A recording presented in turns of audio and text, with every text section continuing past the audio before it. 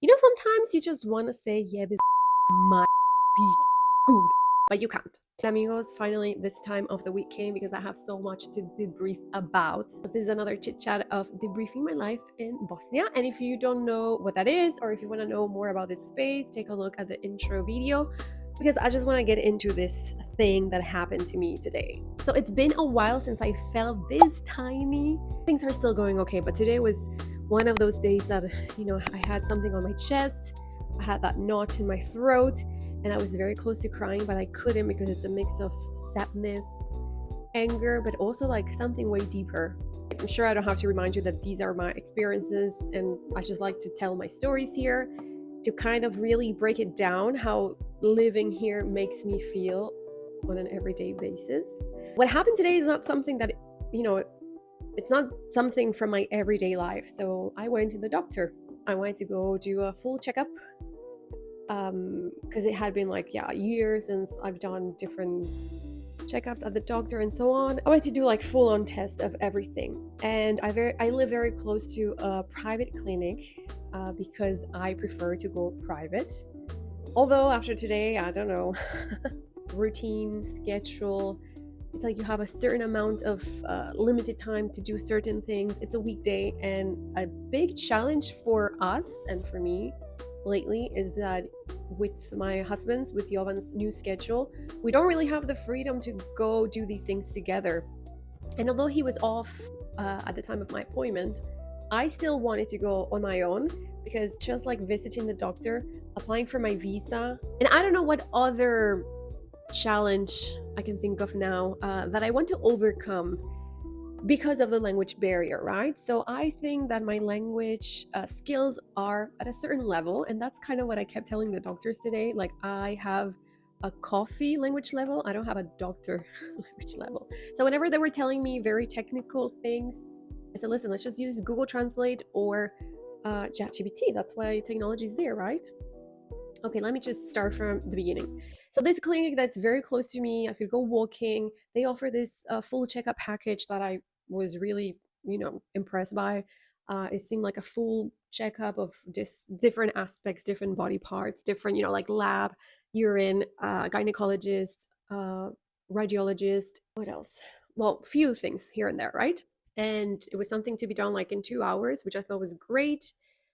Unfortunately, I couldn't really pass it through the insurance, or we'll see. But I don't know. I feel like, yay, got a great service. Let me just go and check that everything's okay. Everything was fine because I went really early at 7 a.m. to do my lab work, and I would have to go back later at 11 to continue with the other checkups. And I saw three doctors. None of them really spoke English. So it was a bit of a challenge, but I felt like things were going well anyway. Like we could understand each other. At the end of all the visits, I go to the receptionist and, I want to settle the bill and get the final reports and so on. And then he tells me that the gynecologist, he did a procedure that was not included in the package. And I was a bit, shocked because I was like, okay. Did he ask me? Because I don't know if I was informed that I was going to be charged more. So then casually the nurse that was with the gynecologist came, and the receptionist asked her, like, did you ask her? And then the nurse like, yeah, we asked her and she said yes. Now that moment felt really messed up because I remember the procedure. Of course, I didn't understand that they were telling me that it's an extra charge. Of course, everyone was very well aware of my language, the lack of my language abilities. So I would wish, these are very key words, I would wish or assume or expect that, you would make sure 100% that I'm aware of that. You wouldn't just, base my moshe moshe dada answers. So I don't even know how much was the extra cost because I still have to go get the reports and I'm going to settle the bill when I come back. But I did feel pretty shitty. I felt very tiny. I felt like I was kind of stepped on. And you could, I rather give the benefit of the doubt that they really thought I understood and they really thought I said, yes, charge me more. At the end of the day, it was one of those checkups that I would have to do because I didn't do for like over a year. So fair enough. It's just the way. Then the way I am and the way I think, I don't want to be like, oh my God, they ripped me off because they took advantage of me, not understanding. I want to say that they didn't do that. I want to believe they didn't do that. And I want to believe it's like a whole misunderstanding. And also, I want to believe that it was in benefit of me so I could get this checkup. That's why at the beginning I said I have this mix of sadness and anger and just feeling again when I'm put in these situations that I have no control over because of the lack of my abilities, some of my abilities. I feel like I don't have independence. I feel again like I have to rely on my husband. Also, for me, a very important factor is that it was the gynecology checkup, and it did cross my mind like I'm butt naked here and I don't understand anything. And you're very vulnerable when you're naked in front of the doctor. And then on top of that, you this lack of confidence is added. So it felt like it was a very sad day for me today. Now, I consider myself not to be one of those type of people who are dwelling on the negative things and why this happens to me and I don't like to live here. No, not at all. I always try to take everything as a lesson, like for what this happened instead of why me, why this happened, right? So like for what this happened. Definitely maybe to show that for these important checkups or procedures, because some results came back and I have to continue doing checks for something else. Maybe for this part, I do still need my husband because it's a very crucial thing that I don't do very often, like go to the doctor. Also, it motivates me, even though it's like a negative reason, it motivates me to get even better at this language. Maybe I'm like okay with the basics, but maybe I need to step it up and like, you know, learn how to speak doctor, uh, how to speak like at a doctor visit level. So I take that as some of the for what. Also, I want to focus on the fact that this is not something that happens on a regular basis. So today, the whole day, I was reminding myself why I like to live here, why I still choose to live here. How is my everyday here in Bosnia good? What are some things in our lifestyle that I appreciate every day? And these doctor visits happen once a year or twice a year. Thank God. I don't want to like base all of my perspective or experience of living here on this one thing that also perhaps could have been avoided. It's not like something that happens all the time. Maybe it could have been avoided. And I'm very much into self knowledge, understanding myself, things that trigger me and whatnot. And I love Gabor Mate. I hope you guys know who he is, and if you don't, I invite you to look into his work because I love listening to his words.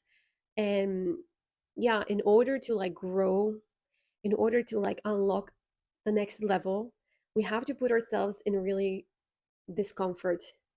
We cannot stay. It's the typical cliche, get out of your comfort zone.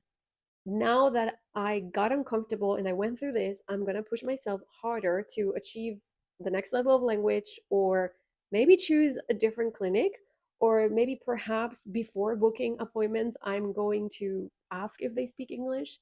Maybe I was being lazy because the clinic is very close to my house. Maybe I should have really done research and gone to a different clinic. I don't want to dwell on this like why, for what this happened. And the reason I want to debrief this is also because I don't think it's a small thing. I luckily met Jovan, my husband, like after I came out. We saw each other for 10 minutes because he was going to work. He asked me how it went, and I had the chance to tell him everything. And he was very frustrated, He was extremely frustrated. I had to stop him from going back to the clinic. Also, I felt in a way that I was not so much in the wrong because the receptionist kind of like off place, like you didn't ask her, like she didn't understand. So that was a bit comforting because I think I was not the only one who was surprised. I do want to bring attention to this because it is part of the journey of this courageous decision to live abroad, to live in a different country. I do consider it to be a big thing. It has triggered things in me. It has made me think about my life all day, really. What I want to like leave this day with is that it happened for me to do something else. It didn't like make my whole life here dark. It's just something that happens.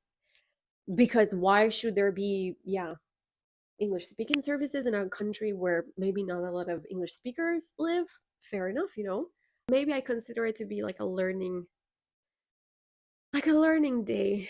And right after that, I went to get Vera from daycare, which, you know, of course, made me so happy to like be with her, hug her, touch her, and feel her energy. And I went to drop her off at my mother-in-law's because we're all traveling this weekend to different places, so they're not going to see each other. So she's spending the afternoon with her. And of course, my mother-in-law is like the closest thing I have to a mom here. Oh my god! And as I'm saying this, I want to cry. But you know, I do have this in my head, like, don't worry them, don't. Also, I don't want to get into such a complex conversation because I don't think she's gonna understand me. But I really felt like going to her and hugging her and crying, but I didn't want to worry her. So yeah, it did feel nice to go to her house after this episode. You know, she gave me food, and Vera and her and I, we were playing and chatting, and it felt nice, and it took my head off things. And now I get to dump it here, maybe to show you how things could go here, but also if you ever felt like that, you know, it happens to a lot of us and you're not alone. Yeah, this was my debriefing session of the week. If you've gone through something like this, please tell us. We're not alone in this. If you had an experience here in Bosnia, in the Balkans, if you live in a foreign country, even if you were speaking the same language, did something like this happen? Tell us. Thank you for being here. Thank you for listening to my chit chat. Thank you for listening to my debriefing session. Let's talk next week because I have another story. Ciao amigos.